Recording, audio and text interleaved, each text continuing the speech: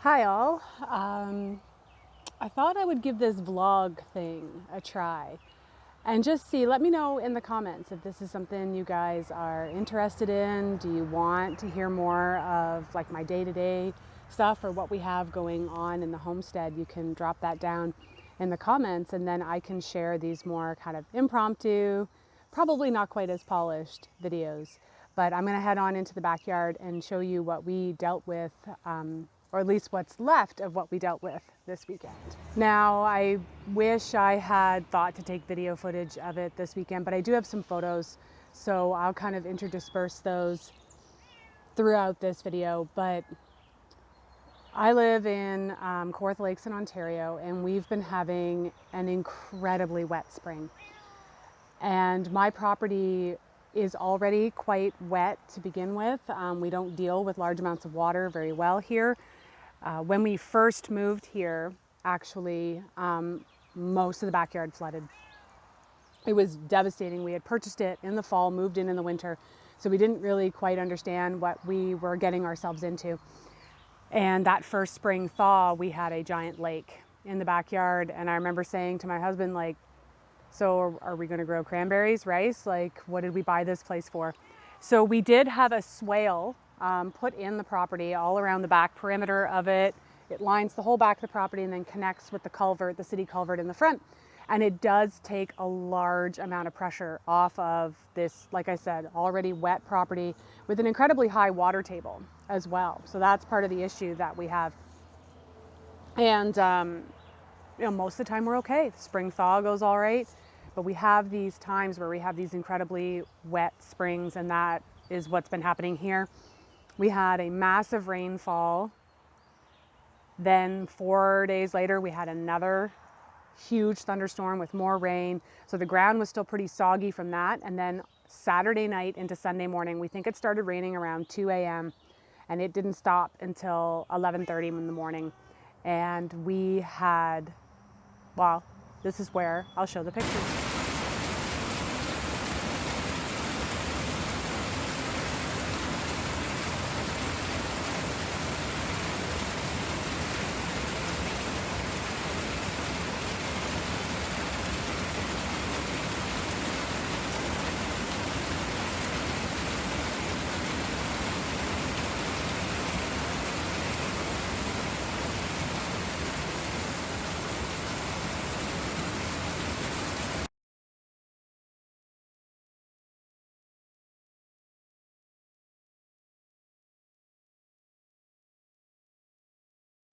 So it's Monday now, and it's actually a miracle that it looks like this. This whole area here was completely underwater. You can still see my husband didn't quite finish cleaning up.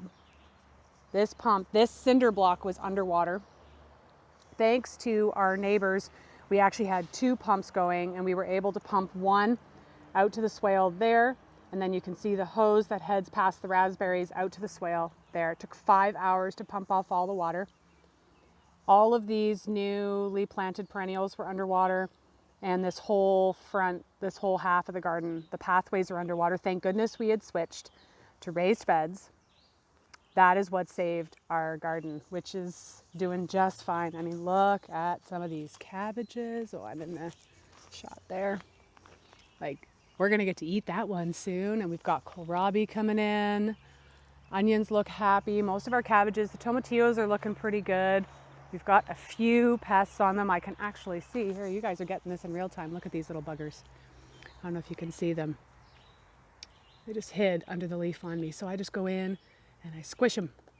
These are potato beetles, I believe. So gross. So we do have some problems they seem to get at our tomatillos every year. And this is brand new soil in this bed, but it's still happening. Anyway, this whole area was completely underwater. Now, part of the challenge we have is that this is also our septic field, our septic leach field. At least we think it is. I'll get to that in a second. I wanted to squish the rest of the beetles. So stop the camera. So when we first moved here, we knew we were going to put a swale in. We knew we wanted to put garden beds in. So we went to the city. We filed, whatever paperwork we needed to get some information on the septic for this property. Lo and behold, there was none. So there's a lot of, one, this house is pretty old. So we think the septic system is as old as the house, so likely built sometime in the 50s. It's a concrete tank. It may not have even had permits filed at that time, and it may not even be on record. But the major challenge we have here is that this particular area has kind of changed names a bunch of times. And first it was amalgamated into the city of Kawartha Lakes, and it was Hardscrabble before that, and then it became Glenarm, and then it became Woodville. Total mess. And so they had no records. So we're going based on where the tank is. Our logical assumption is that that green area that was underwater is the leach field. So what we can do with regards to drainage is pretty limited. That being said, some people in the community think that we only have one kind of like outlet pipe and that it's pretty darn deep. So we might be able to do some surfids, like French drains or something, to try to alleviate some of the pressure off of this area, because I don't think the weather pattern is going to be changing. That's the thing. I think that we're in for more tornadoes in this area. We're in for more rain. And so we have to come up with a way to kind of take the pressure off the system. So it was an emotional weekend. It was one of those, I had moments where I was like, why didn't we take advantage of the real estate boom and just sell this place? And I mean, we would have to leave the province, but we may have done well. But at this point, the market's cooled. We've decided we're going to stay for a bit. And it's like, how do we make it work, right? So it's one of those things where, you know, a lot of homesteaders on YouTube, you're seeing them, they're on their 20-acre farms, 30, 40-acre farms. And things are pretty well established and humming. And I really like to show you guys what things are like, you know, for more small scale. I don't want to say suburban because I am still rural, but we have a half acre, and it's not like we can just move the gardens when you have only half an acre, right? There's nowhere else for them to go. But I also want to show you what I got up to today. Because once the water sort of cleared, I was feeling a little better. I was like, what else can I do to sort of add to and like beautify this property? Hello, Malfoy. My cat is meowing. I think he wants food. That was one of our big goals. If you haven't seen our homestead tour yet, yes, kitty, yes.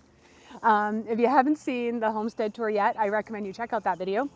But for now, I'm going to take you over to one of the projects I worked on today. Just spaces that we're really trying to like beautify and, you know, make whimsical and our own. So this is project number 1, and then I'll take you around front to project number 2. Hello, cat. Now I'm absolutely horrible at before footage, but you can kind of at least see some evidence that I was working over here. So in front of this bridge goes over the swale that I was telling you guys about.